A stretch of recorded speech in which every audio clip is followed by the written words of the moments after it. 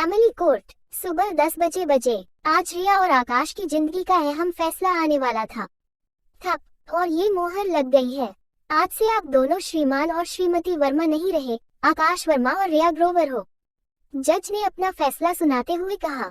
1 साल से ज्यादा लंबी चली इस लड़ाई के बाद रिया ने आज एक गहरी सांस ली थी। सब लोग कोर्ट से बाहर जा चुके थे, लेकिन रिया वही कुर्सी पर बैठी थी, सुकून के 2 पल जी रही थी। शादी के 5 साल में से 1 साल से ज्यादा समय तो कोर्ट कचहरी में ही निकल गए और बाकी के साल इस रिश्ते को संभालने में। लेकिन इस सब के बीच उस नन्हे से निशांत का क्या कसूर था।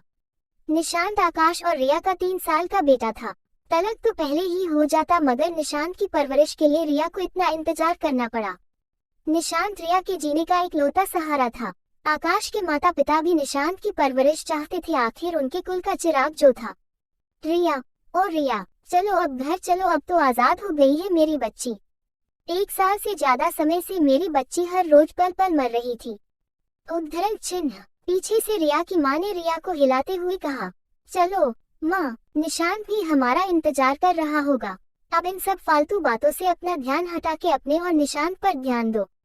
पापा कोई अच्छा सा लड़का देख तुम्हारी शादी फिर से कर देंगे। वैसे भी हम तो इस शादी को मानते ही ना थे। रिया कुछ सुन के भी नहीं सुन रही थी और उसकी मम्मी बोले जा रही थी। रिया ने अपनी माँ की किसी भी बात का जवाब देना उचित ना समझा। पहले ही बहुत कुछ हो गया था, अब और कितना तमाशा बना रह गया था, ये सोच रिया अपनी माँ के पीछे चुपचाप चल देती है। गाड़ी में पापा इंतजार कर रहे थे, तीनों घर की ओर चल देते हैं। रास्ते में आकाश के घर को देख रिया की आंखें अपने आप बहने लगी थी। कितने सपने सजाए वो इस घर में आई थी। सब कितने खुश थे, कितने धाम-धूम से स्वागत किया गया था। जैसे कल की ही बात हो, आकाश और रिया कोर्ट से शादी कर घर आए थे। आकाश ने घंटी बजाई तो आकाश की मम्मी ने दरवाजा खोला। पहले तो उन्होंने रिया को ऊपर से नीचे तक गौर से देखा। बनारसी साड़ी, हाथों में सोने की कड़े, गले में छोटा सा मंगलसूत्र, माथे पर छोटी सी बिंदी, लाल लिपस्टिक और हल्का हल्का मेकअप, मांग भरी हुए बालों को जुड़े में अच्छे से संवारा था। सफेद कुर्ते पजामे में आकाश भी बहुत सुंदर दिख रहा था। आकाश, तुमने जैसा बताया था एकदम वैसी ही परी लग रही है हमारी रिया। इसीलिए मैंने ये लाल रंग की बनारसी साड़ी भेजी थी मेरी बहू के लिए। रिया की तारीफ करते हुए आकाश की माँ वही खड़ी रहती है। अरे माँ, आप जाओ, पूजा की थाली तो लेकर आइए, कब तक आप अपनी बहू को यूं ही बाहर खड़े रखोगी। आकाश ने अपनी माँ को खाली हाथ देख हंसते हुए कहा, कितना मरे जा रहा है अंदर आने के लिए। मोक्षा, सुन रही हो, जरा पूजा की थाली लेकर तो आओ, तेरे भाई को बहुत जल्दी है अंदर आने की। आकाश की माँ ने अपनी बेटी को आवाज लगाते हुए कहा। रात में आकाश ने रिया का स्वागत कमरे में एक गाने के साथ किया। आज से तेरी सारी गलियां मेरी हो गई, आज से मेरा घर तेरा हो गया, आज से मेरी सारी खुशियां तेरी हो गई, आज से तेरा गम मेरा हो गया। और आकाश ने रिया को गले लगा लिया। आकाश, मुझे तो यकीन ही नहीं हो रहा है हम दोनों साथ हैं।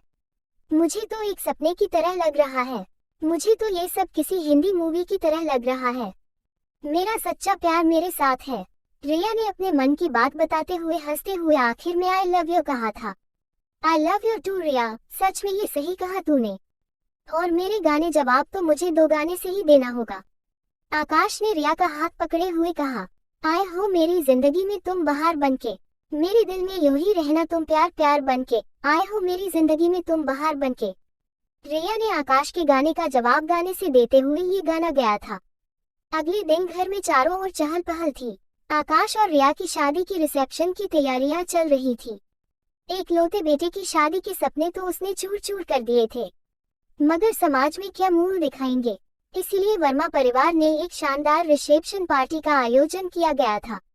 सब रिश्तेदार और मित्रों को बुलाया गया और साथ में ग्रोवर फैमिली को भी बुलाया गया था।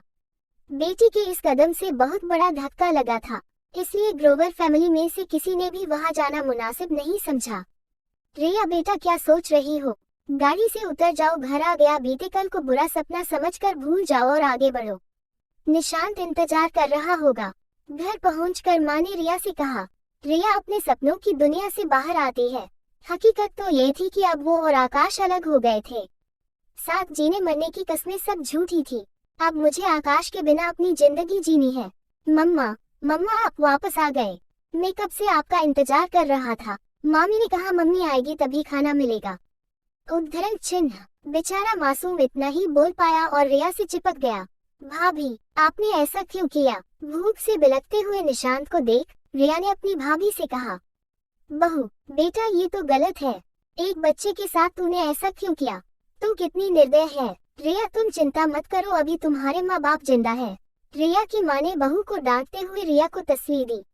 1 साल से ज्यादा समय हो गया दीदी को यहाँ रहते हुए, और आज तो सोने पे सुहागा हो गया। लो जी, आज तो तलाक भी हो गया।